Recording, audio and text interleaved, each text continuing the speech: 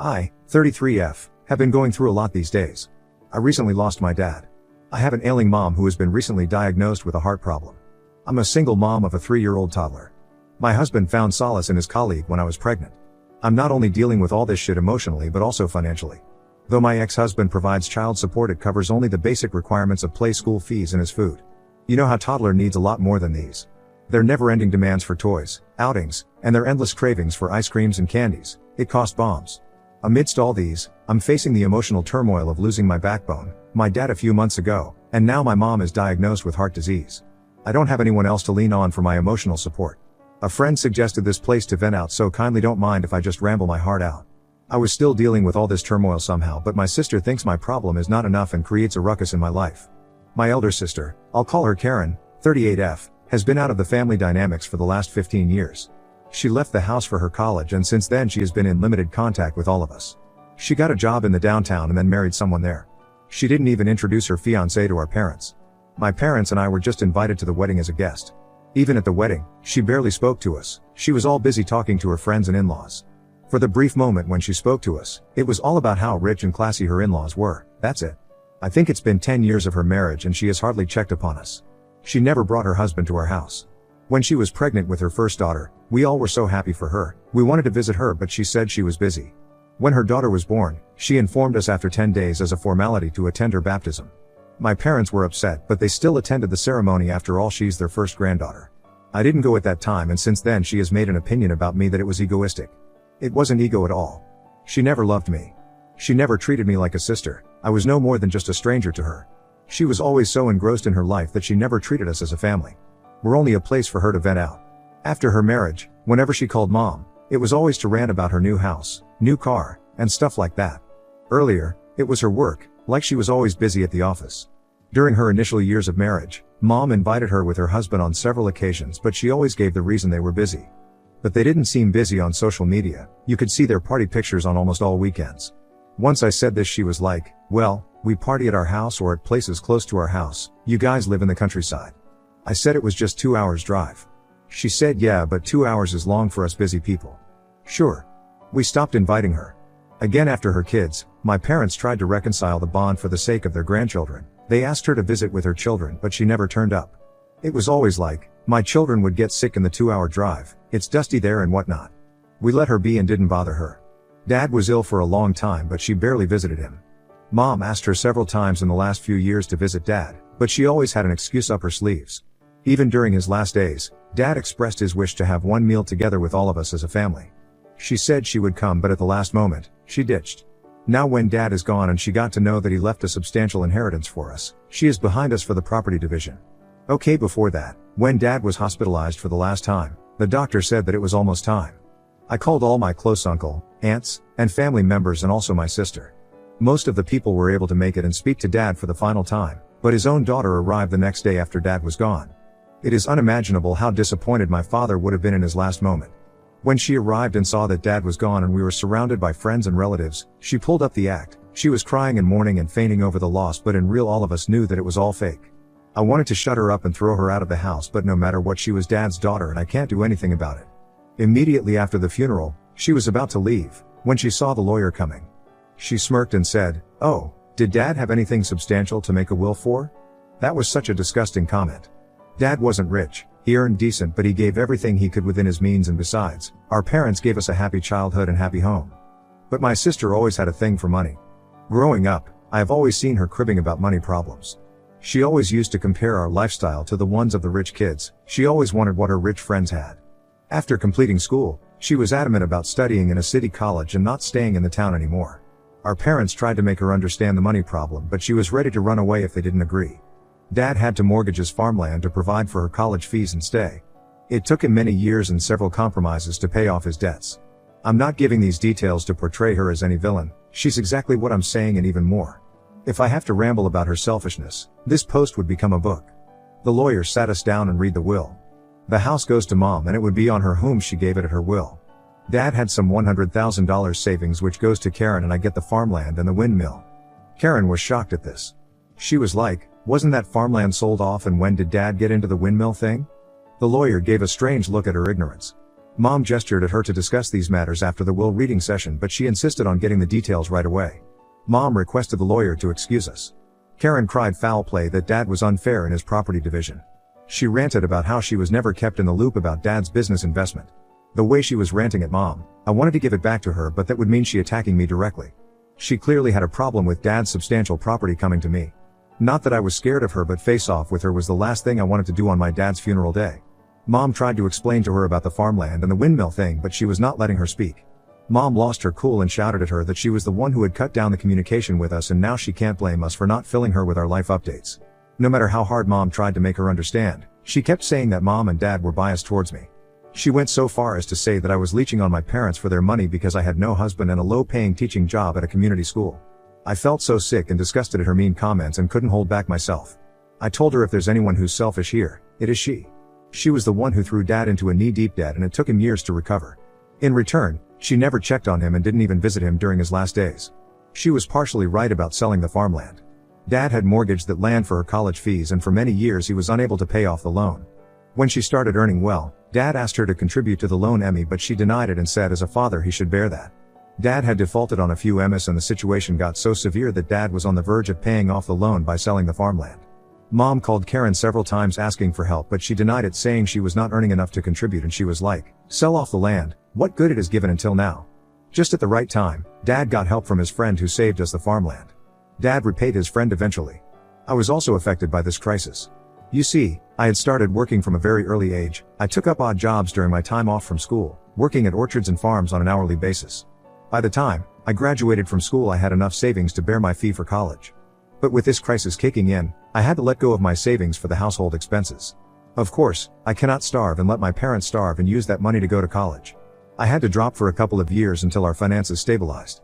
That's when I joined a daycare where I continued to work during my college. And after college, I joined a community school. I think 5 to 6 years back, there was a government windmill project introduced in our locality for the farmers.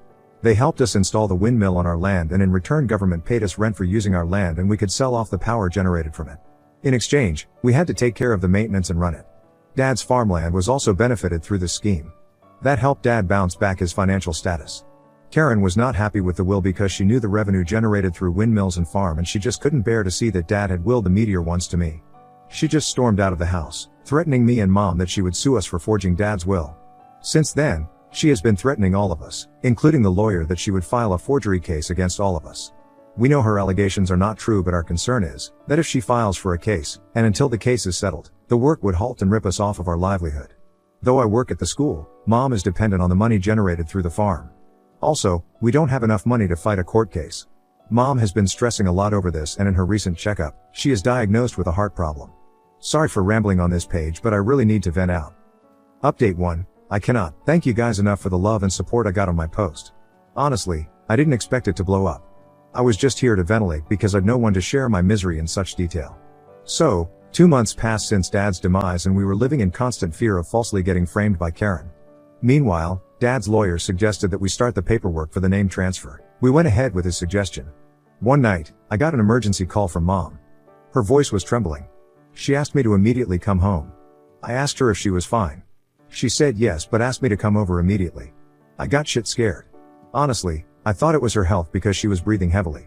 I couldn't leave my son alone at night. I tucked into the backside of the car while he was still asleep and drove off. I reached Mom's house to find neighbors gathered around, police sirens echoing in the neighborhood, and the house was guarded with barricades. I rushed inside, crying. I thought something happened to my mom. But I found her on the front porch, and one of the cops pacified her. I hugged her tightly. I informed the cops about my mom's heart problems and that she needed some time to calm down before she could give the statement. The cops went to take the statement from the neighbors. Then I got to know the entire story. It was so that my sister had broken into the house from the backyard when Mom was asleep. Mom had fallen asleep on the couch while watching TV. She was woken up by someone's footsteps going into her room with a flickering torchlight. She thought there's a burglar at the house. She pretended to be asleep and didn't move. When she was sure that the burglar was inside the room, Mom swiftly went outside the house and alerted the neighbor, who called the cops. The neighbor also bolted the house from outside to trap the burglar inside the house. When the cops arrived and unlocked the door, they found my sister trying to escape through the back door. When she saw the cops, she pretended that she was just walking in the garden. She was like, "It's my mom's house and I was just walking on the lawn." Now Mom was in a dilemma whether to report Karen or not. Karen was detained inside the bedroom. Mom and I went to speak to her. She said she was there to meet Mom, but it was evident that she was searching for something in the closet because it was all messed up. I wanted Mom to report, but then it was her choice. Mom told the cops that she didn't want to report. They still took Karen's details and warned her not to sneak inside the house again. They were suspicious of her because neighbors confirmed her sneaking. After the cops were gone, we asked her again. She was like, "You guys have forged Dad's will. How could you get everything and I just get peanuts of $100,000? But she couldn't find the papers in the closet. Thank God it was with our lawyer for the paperwork. We didn't tell her where the will was. She asked Mom about it and Mom said it was none of her business. She looked at me and said, "Then it must be at this bitch's house. She's the one who manipulated you both emotionally and took my share of the property." I wanted to smack her head, but before I could say anything, Mom yelled at her for her language and reminded her that it was she who had cut off all of us from her lives and now she has to suffer. It went on for an hour where Mom spoke out everything she had in her heart. Karen tried to be defensive, but Mom didn't let her overpower. When she had nothing else to say, she insisted Mom give the house to her as fair play. Mom asked her to leave the house, but she was adamant in her demands and asked Mom to promise that she would give the house to her because Dad already gave me enough. My son woke up and headed home.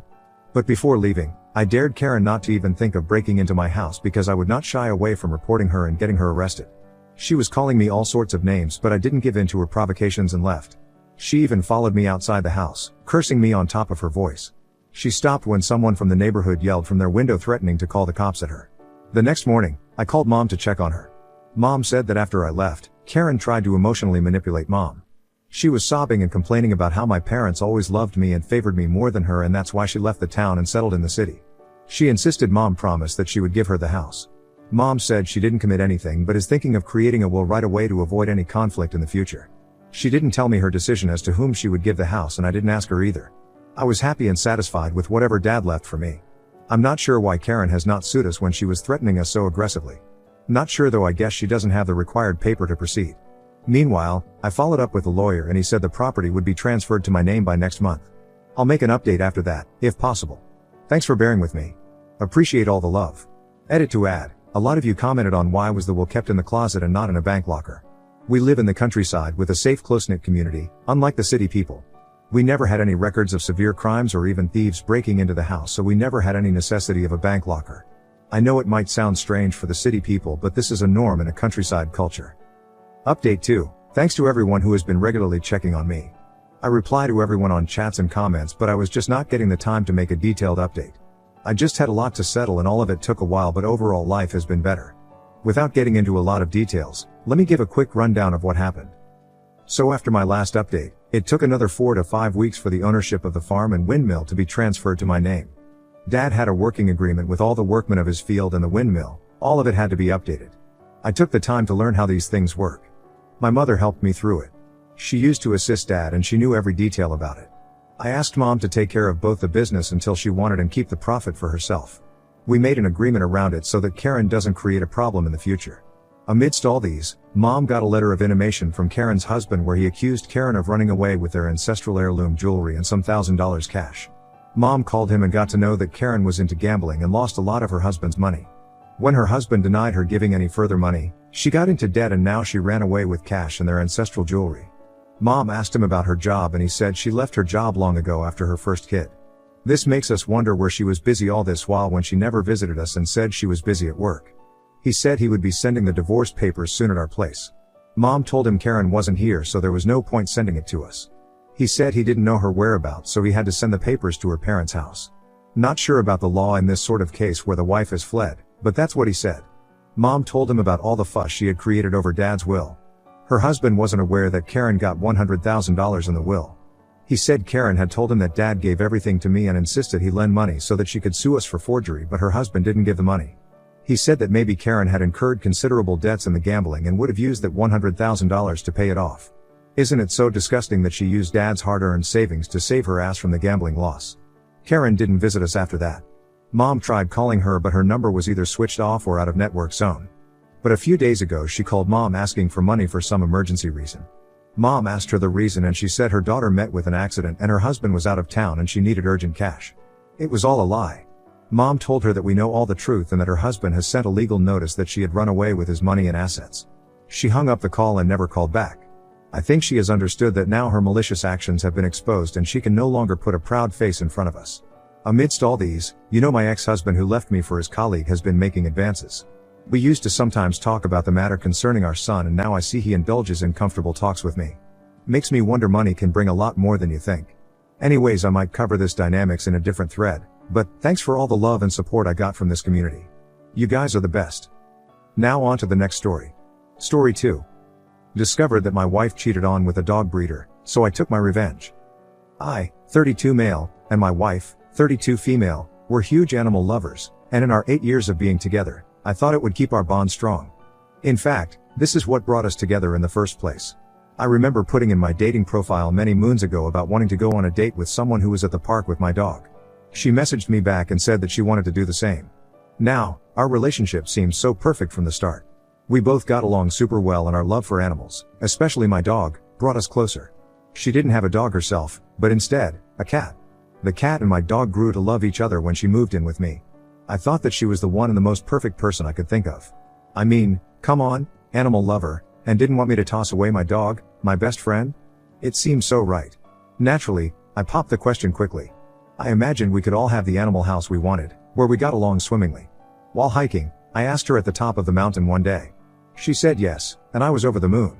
We planned the wedding quickly and had a small ceremony where we and a few family members got together.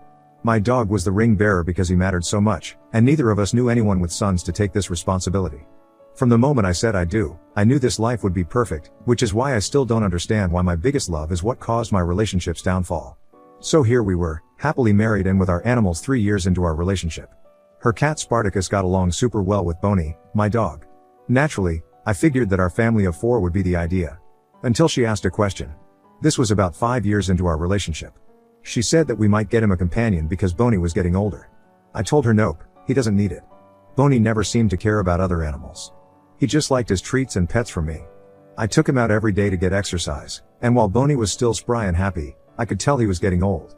The vet warned me that his joints were beginning to wear down, and he might not be the energetic dog I've had for over 10 years. She started to ask again. I kept telling her no, that this is a huge responsibility. She worked as a graphic designer, sometimes working long hours, and she didn't have the time for a dog. We had many arguments about it until one day, and she showed me a freaking PowerPoint on why she should get a dog. Convinced, I finally gave in. However, when we went to the shelter, none of the dogs seemed to fit.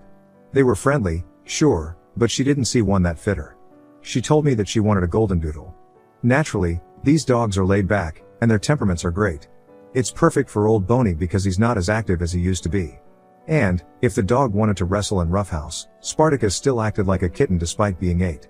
She told me that there were reputable golden doodle breeders. I gave in, told her sure, and she did her research. She brought up this breeder, which was really close to our place. So, I agreed. Why not? We could get the dog and then head back by the end of the day. At least she wasn't trekking me halfway across the country for a dog. We drove over there, and then we met the breeder. His name was Alex. Now, my wife is a bit flirty, but suddenly, she started moving closer to him, engaged in conversation. This was just the initial introduction stage. It bothered me, but I figured maybe I was overreacting. We agreed to return in about a month once the puppies were weaned from their mother. In that month, I saw a change in my wife. She grew distant, and when Boney and I went out to the park, she would stay behind. She told me it was work, but I have seen no major financial changes since then. Something wasn't right, and I couldn't put my finger on it. Naturally, I didn't want to cause trouble, so I kept mum. A month passed, and we went over there again. Now, these two were incredibly friendly towards each other, to the point where I was being pushed out. This started to get me angry. I asked her if something was going on between Alex and her. They were close enough to each other, so naturally, it could be possible. But nope, nothing. She told me he was just a nice guy helping her get her dog ready. We argued about it, and she told me I was being paranoid. I told her I didn't appreciate being left out of the decisions. We both needed space. Then, it came time to adopt the little golden doodle. We paid the breeder fee, which is insane. I don't know why I thought spending over $1,000 on a dog was a good idea, and we took our tiny boy Moose home. Moose and Boney did well together, but I noticed she was not spending much time with the dog. I told her he needed some attention, and she brushed me off. Sometimes, we got into fights over this. She would say to me she was going somewhere and leave me with the dogs. This was her responsibility. So naturally, I'm getting a little bit pissed at this point. One day, after she left, I realized she didn't take her phone. Curiosity got the better of me, and like a bloodhound, I looked through it. There were texts between her and Alex, some of them flirty. He had a different name on her phone, and the spicy messages were hidden. The longer I read them, the angrier I got. So naturally, I had to do something about this. I wasn't going to let this bitch who conned me into buying a dog that was over a grand get away with this. She told Alex she wanted me to get the dog to help him so they could elope together. I got in the car, and I had Boney with me. We drove over to the ranch house where Alex was. The gate was open, and I saw a light on. I went through the back, and that's when I got an idea.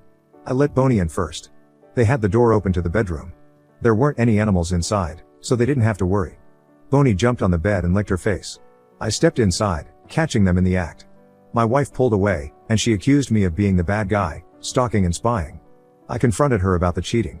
The tears fell, crocodile tears, in my opinion. She asked if she could forgive me.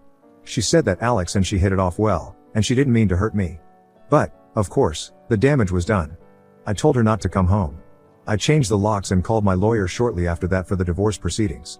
I told her that if she loved Alex so much, she should live with him. The proceedings went through quickly, and I got the house, the cars, and the golden doodle.